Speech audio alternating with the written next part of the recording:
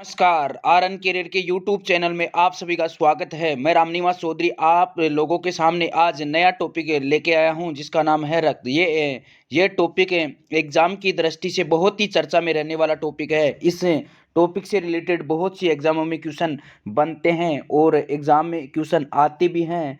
तो अपन आज नए टॉपिक और नए जोश के साथ में शुरुआत करते हैं अपने टॉपिक को ब्लड। तो मैं अपना टॉपिक स्टार्ट करने से पहले आप लोगों को बताना चाहूँगा, जो लोग अपने चैनल्स पे नए हैं तो अपने यूट्यूब आरएन कैरियर पॉइंट का जो यूट्यूब चैनल है नीचे उसको सब्सक्राइब कर लीजिएगा और बेल आइकन प्रेस कर दीजिएगा, जिससे आपको नए नए वीडियो आपको मिल सके।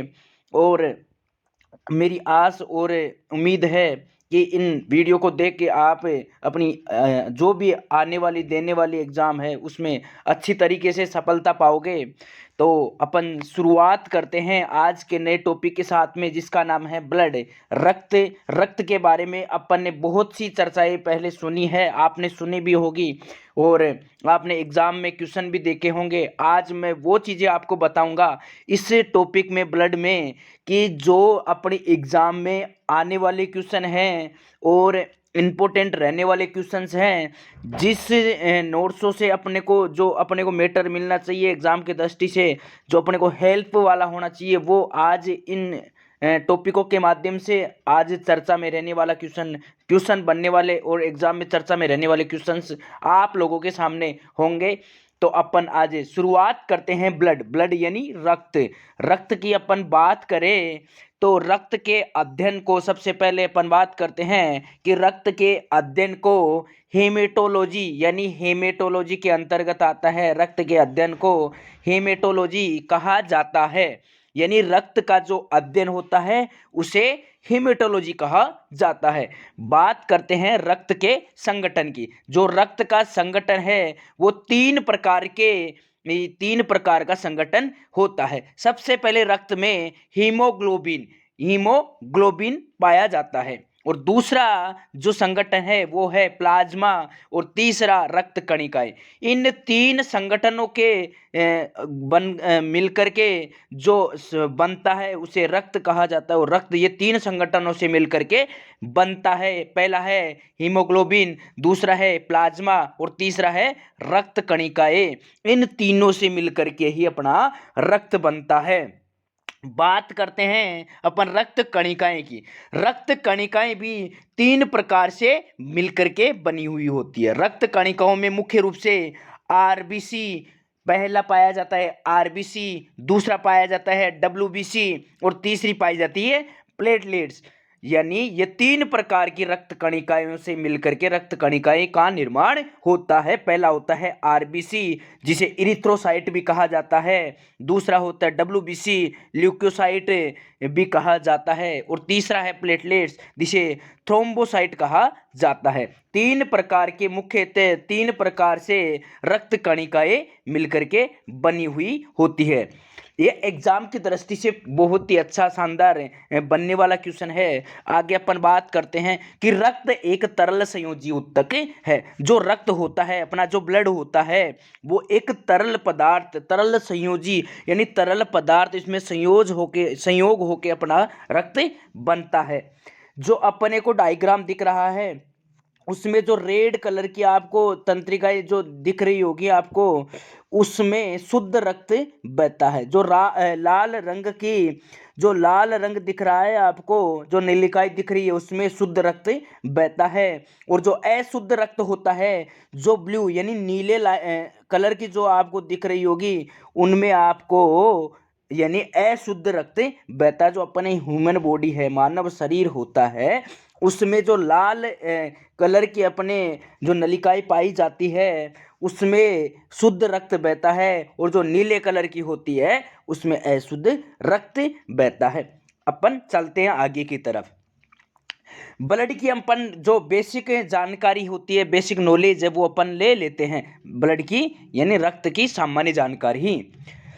मानव शरीर में रक्त का निर्माण, जो मानव का शरीर है उसमें रक्त का निर्माण प्रारंभिक अवस्था होती है, जो फर्स्ट स्टेप होती है उसकी भ्रूण होता है। प्रारंभिक अवस्था में जो भ्रूण होता है उसकी मीजोडर्म कोशिका में रक्त का निर्माण होता है। जो मानव शरीर होता है उसका उसमें प्रारंभिक अवस्था में जो भ्रूण होता है उसकी मेसोडर्म कोशिका में रक्त का निर्माण होता है। उसके बाद में अपन बात करते हैं जो मानव शरीर में रक्त होता है उसका परिवहन का काम, जो मानव शरीर में रक्त परिवहन का कार्य करता है। परिवहन का मतलब परिचालन का काम, अपने मानव शरीर की बॉडी को चलाने का जो काम होता है वो रक्त का काम होता है। और जो मानव शरीर में परिवहन होता है वो परिवहन किस किस चीज़ों का, मानव शरीर जो ब्लड होता है, ब्लड में किस चीज़ से कौन कौन सी ऐसी चीज़ें होती है उनका परिवहन होता है।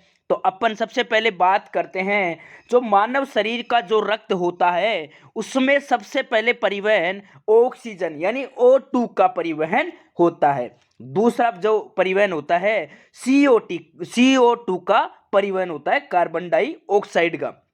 जो कार्बन डाइऑक्साइड होती है उसका दो नंबर पे परिवहन होता है। और जो 3 नंबर पे होती है उसके ग्लूकोज C6H12O6 इसका परिवहन होता है। और 4 नंबर पे अपने ब्लड में यूरिया यानी CH4N2O का परिवहन होता है। जो अपना मानव का जो शरीर है उसमें जो ब्लड अपना परिवहन करता है, ब्लड अपना परिचालन करता है, उसमें मुख्यतः 4 प्रकार का परिवहन होता है। पहला O2 का परिवहन होता है, दूसरा CO2 का परिवहन होता है, तीसरा ग्लूकोज का परिवहन होता है और चौथा यूरिया का परिवहन होता है। ये मोस्ट इंपोर्टेंट बनने वाला क्वेश्चन है एग्जाम के दृष्टि से, ये बहुत सी बार पूछा गया क्वेश्चन है कि मानव शरीर में मुख्यतः परिवहन होता है। तो इन 4 चीजों का अपने मानव शरीर में जो ब्लड होता है उसमें परिवहन होता है। ग्लूकोज का सूत्र भी बहुत सी एग्जामों में पूछा जाता है, तो आपको ध्यान में रखने वाली चीज है ग्लूकोज का सूत्र जो होता है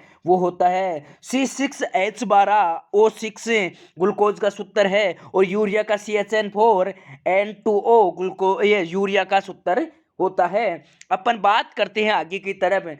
रक्त में प्रतिस्कंदित पदार्थ हिपेरिन पाया जाता है। जो हिपेरिन है वो प्रतिस्कंदित पदार्थ के रूप में जो रक्त होता है मानव का, जो ब्लड होता है उसमें प्रतिस्कंदित पदार्थ के रूप में एक हिपेरिन पाया जाता है। ये ध्यान में रखने वाली बात है।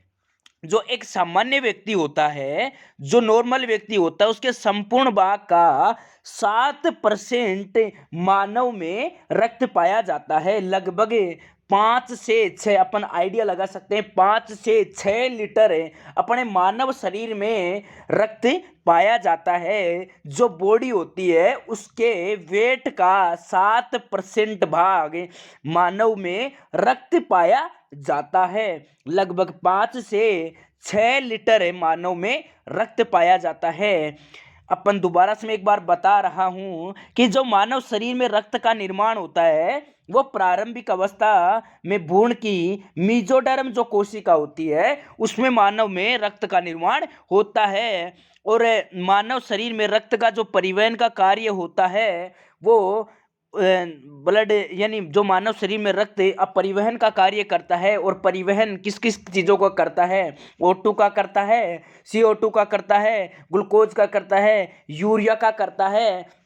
ये परिवहन मानव शरीर के रक्त में जो इन 4 चीज़ों का परिवहन होता है। और मानव में प्रतिस्कंदित पदार्थ हिपेरिन पाया जाता है। और एक सामान्य व्यक्ति में 5 से 6 लीटर रक्त पाया जाता है। ये हर एक एग्जाम में नॉर्मल से बनने वाले क्वेश्चंस हैं। अपन बात करते हैं ब्लड के सामान्य जानकारी के अंदर आगे की तरफ।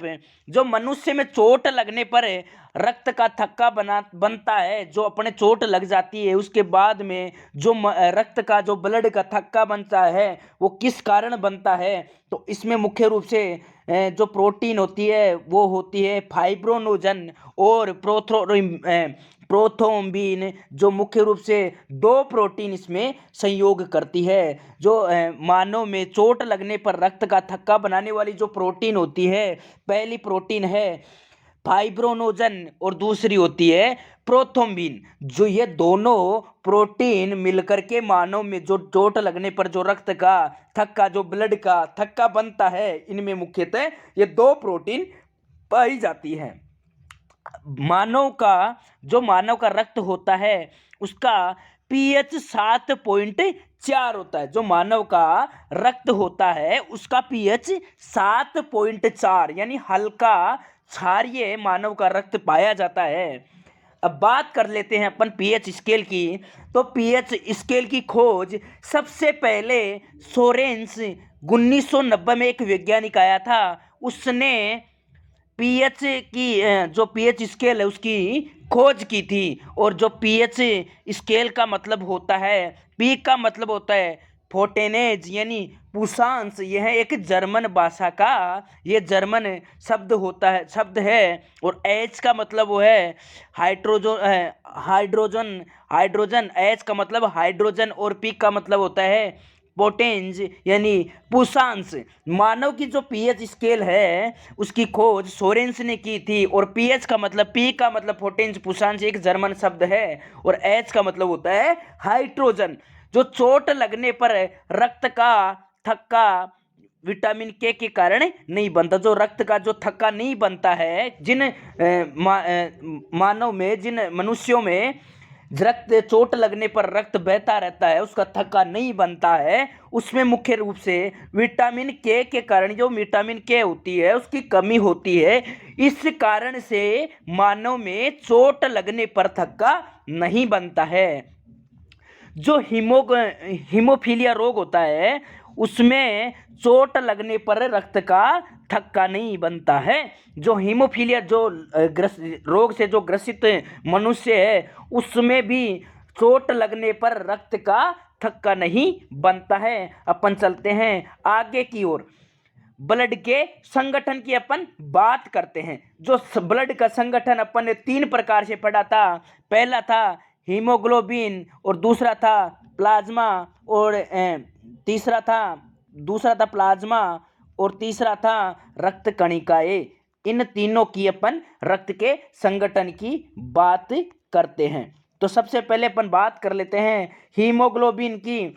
हीमोग्लोबिन रक्त का लाल रंग हीमोग्लोबिन वर्णक के कारण होता है। जो हीमोग्लोबिन की बात करते हैं, जो रक्त का अपना लाल रंग होता है वो मुख्यतः हीमोग्लोबिन वर्णक के कारण रक्त का लाल रंग होता है। हीमोग्लोबिन वर्णक इसमें पाया जाता है, इसके कारण रक्त का लाल रंग होता है। हीमोग्लोबिन स्वयं बैंगनी रंग का वर्णक है। जो हीमोग्लोबिन खुद है, जो स्वयं है, वो बैंगनी रंग का वर्णक है। हीमोग्लोबिन एक अजैविक घटक है। कौन सा जैविक घटक है? हीमोग्लोबिन जैविक घटक है या अजैविक? तो अपन बात करते हैं हीमोग्लोबिन की। तो मुख्यतः हीमोग्लोबिन अजैविक घटक है। और हीमोग्लोबिन को मानव शरीर में श्वसन वर्णक भी कहा जाता है। जो हीमोग्लोबिन होता है उसको मानव शरीर में श्वसन वर्णक भी कहा जाता है। जो हीमोग्लोबिन लगभग 97%, जो 97% ऑक्सीजन का, जो हीमोग्लोबिन है 97% ऑक्सीजन का परिवहन करता है। जो मानव शरीर में हीमोग्लोबिन, मानव शरीर के ब्लड में जो हीमोग्लोबिन पाया जाता है वो 97% ऑक्सीजन का परिवहन करता है।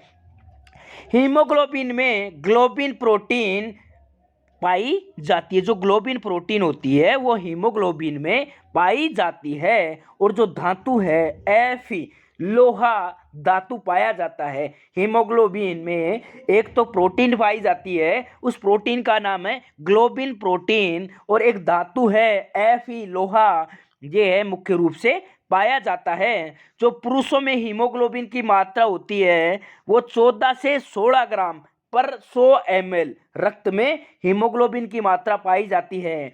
जो 100 ml अपना रक्त होता है उसमें 14 से 16 ग्राम हीमोग्लोबिन पाई जाती है। जबकि महिलाएं होती है, जो लेडीज होती है, उनमें 100 ग्राम रक्त में 12 से 14 ग्राम हीमोग्लोबिन पाई जाती है। जो लेडीज होती है उनमें 12 से 14 ग्राम 100 ml रक्त में हीमोग्लोबिन पाई जाती है। और हीमोग्लोबिन की मात्रा जो आदमी होता है, पुरुष होता है, उसमें 14 से 16 ग्राम पर 100 ml रक्त में 14 से 16 ग्राम हीमोग्लोबिन पाई जाती है। ऐसा क्यों है कि जो महिलाएं होती है उसमें मासिक चक्कर की वजह से 10% हीमोग्लोबिन कम पाई जाती है, इसलिए 12 से 14 ग्राम 100 ml रक्त में ही इतना कम पाया जाता है। जो हीमोग्लोबिन का एक अणु ऑक्सीजन के 4 अणु का वहन करता है। एक अणु होता है जो हीमोग्लोबिन का, वो ऑक्सीजन के 4 अणु का वहन करता है। ये ध्यान में रखने वाली बात है। और मुख्यतः हीमोग्लोबिन में इंपॉर्टेंट बनने वाली चीज़ ये है कि हीमोग्लोबिन की मात्रा 14 से 16 ग्राम 100 ml रक्त में पुरुषों में पाई जाती है, जबकि महिलाओं में 12 से 14 ग्राम 100 ml रक्त में पाई जाती है। क्योंकि 10% हीमोग्लोबिन इसलिए कम पाई जाती है महिलाओं में मासिक चक्कर, इसके कारण महिलाओं में 10% हीमोग्लोबिन कम पाई जाती है। तो अपन बात करते हैं रक्त के संगठन के आगे की ओर, प्लाज्मा की ओर चलते हैं। दूसरा जो अपना रक्त का संगठन है उसमें है प्लाज्मा। प्लाज्मा की अपन बात करें तो प्लाज्मा कुल रक्त में 55% प्लाज्मा पाया जाता है। जो कुल अपना बॉडी में मानव की जो बॉडी होती है उसमें जो प्लाज्मा है, जो मानव की जो बॉडी है उसमें 55% प्लाज्मा पाया जाता है। लगभग 3 से 3.5 लीटर यानी 3.5 लीटर अपने जो मानव का जो रक्त होता है उसमें अकेला प्लाज्मा पाया जाता है। जो प्लाज्मा में 90% तो क्या होता है, जल वोटर होता है, और 9% प्रोटीन होता है, और 1% अन्य पदार्थ पाया जाता है।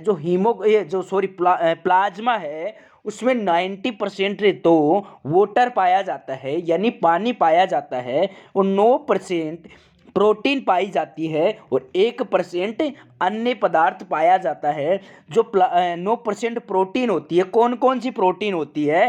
3 प्रकार की प्रोटीन, एक तो ग्लोबुमिन, एक एल्ब्यूमिन, एक फाइब्रोनोजन। ये 3 प्रकार की प्रोटीन मानव के प्लाज्मा में पाई जाती है, जो मानव के प्लाज्मा में 9% हिस्सा रखती है, और 90% जल का अपना स्थान रहता है, और 1% अन्य पदार्थ पाया जाता है। जो जलने पर जो जलता है, जो जला हुआ पीड़ित व्यक्ति होता है, उसको संक्रमण से बचाने के लिए तुरंत दिया जाने वाला जो होता है वो प्लाज्मा दिया जाता है। जो कोई व्यक्ति जल जाता है उसको तुरंत संक्रमण से बचाने के लिए प्लाज्मा दिया जाता है। आगे की और बात करते हैं, ये बहुत ही अच्छा एग्जाम में बनने वाला क्वेश्चन है। एल्बुमिन प्रोटीन सर्वाधिक अंडे में पाई जाती है। जो एल्बुमिन जो ये प्रोटीन होती है ये थोड़ी सा अलग आउट ऑफ सिलेबस से है, तो कि अपन एल्बुमिन का नाम आया है तो यही अपन क्लियर करवा देते हैं।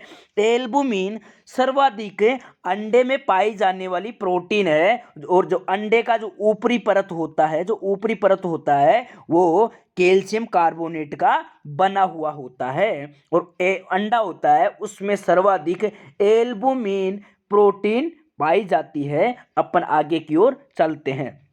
ब्लड के संगठन के अंदर आगे की ओर 2 संगठन अपन ने पढ़ लिए। पहला था हीमोग्लोबिन, दूसरा था प्लाज्मा, और तीसरा अपन बात करते हैं रक्त कणिकाओं की।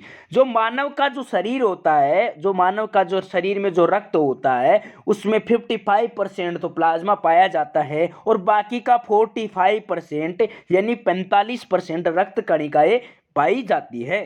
जो रक्त कणिकाएं होती है मुख्यतः 3 प्रकार की रक्त कणिकाएं पाई जाती है। 3 प्रकार की कौन कौन सी है? पहली है आरबीसी, दूसरी है डब्ल्यूबीसी, और तीसरी प्लेटलेट्स। ये 3 प्रकार की मानव के अंदर रक्त कणिकाएं पाई जाती है। डब्ल्यूबीसी रेड ब्लड सेल इसका पूरा नाम है, इसको इरिथ्रोसाइट भी बोलते हैं, और डब्ल्यूबीसी का वाइट ब्लड सेल्स इसको ल्यूकोसाइट भी बोलते हैं, और एक प्लेटलेट्स। ये 3 प्रकार की मानव के ब्लड में रक्त कणिकाएं पाई जाती हैं। जो रक्त कणिकाएं होती है 45% रक्त कणिकाओं का भाग होता है और 55% प्लाज्मा का भाग होता है मानव के रक्त में।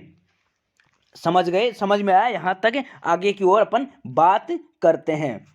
जो मानव का जो आरबीसी है, रेड ब्लड सेल्स, उसके बारे में आज चर्चा करने वाले हैं। जो अपन जो मानव के जो रक्त कणिकाओं में सबसे पहले जो आरबीसी पाया जाता है, रेड ब्लड सेल्स पाई जाती है, लाल रुधिर कणिकाएं पाई जाती है, उसकी अपन चर्चा करने वाले हैं। जो आरबीसी है उसकी उत्पत्ति गर्भावस्था होती है, उसके अंदर प्लीहा होता है उसमें होती है, और जो नवजात जो शिशु होता है उसके यकृत में होती है, और जीवन के सभी अवस्थाओं में अस्थि मज्जा में जो आरबीसी है उसका निर्माण होता है या उत्पत्ति होती है, यहाँ से बनती है।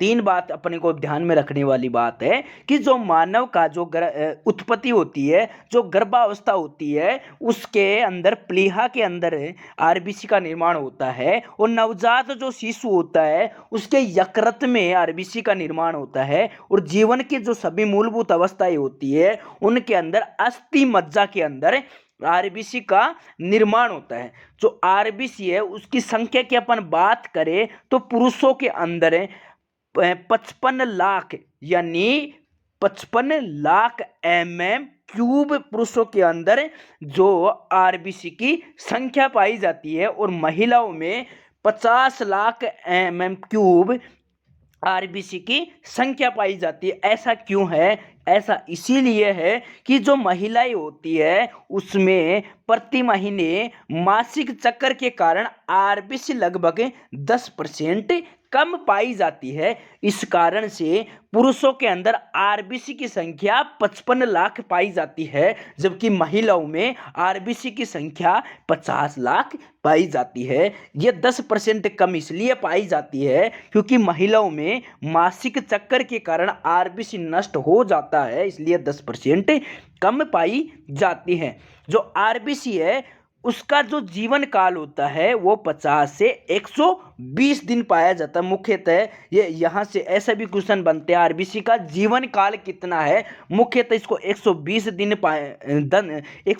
दिन माना जाता है। 120 दिन तक इसका जीवन काल पाया जाता है। जो मिनिमम इसका जीवन काल है वो 50 दिन है और मैक्सिमम 120 दिन है। आरबीसी की जो गणना करते हैं किसके द्वारा की जाती है? तो एक यंत्र है हिमेसाइटोमीटर जो होता है, जो यंत्र है उसके द्वारा मानव के आरबीसी की गणना की जाती है। जो मानव के आरबीसी है उसकी गणना जो हिमोसाइटोमीटर के द्वारा की जाती है। आरबीसी के अंदर अपन दोबारा से एक बार बात कर लेता हूं। आरबीसी लाल रुधिर कणिकाएं जो मानव के रक्त में जो रक्त कणिकाओं के रूप में पाई जाती है, रेड ब्लड सेल्स, उसका जो निर्माण होता है जो गर्भावस्था के अंदर प्लीहा में और नवजात शिशु में यकृत में और जीवन की सभी अवस्थाओं के अंदर अस्थि मज्जा में आरबीसी का निर्माण होता है। आरबीसी की संख्या पुरुषों में 55 लाख जबकि महिलाओं में 50 लाख पाई जाती है। महिलाओं में मासिक चक्कर की वजह से 10% कम आरबीसी पाई जाती है। आरबीसी का जीवन काल 50 से 120 दिन पाया जाता है। मिनिमम 50 दिन है, मैक्सिमम 120 दिन है। और जो आरबीसी की गणना करता है उसके यंत्र का नाम है हिमोसाइटोमीटर है। इसके द्वारा आरबीसी की गणना की जाती है। आरबीसी की आगे की चर्चा अगले वीडियो के अंदर बात करने वाले हैं। आज ये वीडियो बहुत लंबा हो गया, इस वजह से आरबीसी की जो बाकी की जानकारी है अगले video part number 2 chapter number 2 के अंदर अपन बात करते हैं। मेरी उम्मीद है कि यहाँ तक जो मैंने पढ़ाया है समझाया है आप लोगों को समझ में आ गया होगा। इसलिए आप लोगों का मैं वीडियो देखने के लिए और ये सब कुछ करने के लिए बहुत बहुत धन्यवाद। अपने जो आर्यन कैरियर पॉइंट का जो यूट्यूब चैनल है अगर नए हैं उसको आप सब्सक्राइब कर लीजिएगा।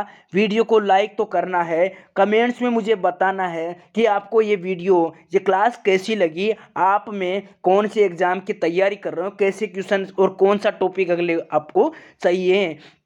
अपने दोस्तों को तो शेयर करना है, क्योंकि अपने जो दोस्तों को शेयर करोगे तो ये नॉलेज अपना आगे अपने दोस्तों के पास जाएगा, क्योंकि कोई एग्जाम की तैयारी करने वाला है उसके पास में भी ये अपना नॉलेज जाएगा, तो बहुत सहायता मिलने वाली है। मैं फिर से बताना चाहूँगा, जो आर एन कैरियर पॉइंट का जो यूट्यूब चैनल उसको एक बार नीचे जाके प्रेस कर लीजिएगा और बेल आइकन आपको दबाना ही है। वीडियो देखने के लिए और इतना सब कुछ सपोर्ट करने के लिए आप सभी दोस्तों का प्रेम पूर्वक बहुत बहुत धन्यवाद। आपका दिन शुभ रहे। Thank you so much. Best of luck.